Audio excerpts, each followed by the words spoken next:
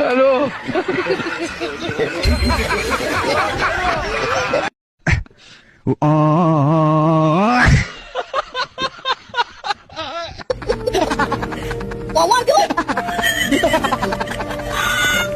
अस्सलाम वालेकुम अथान भाई।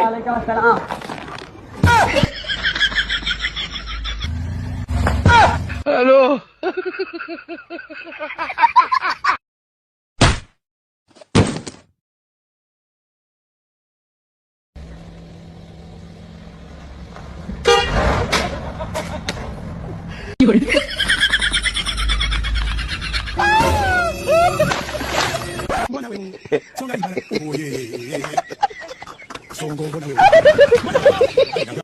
ला भाई दीपक है पता नहीं किस बहन चोद की नजर लगी है। नहीं आ रही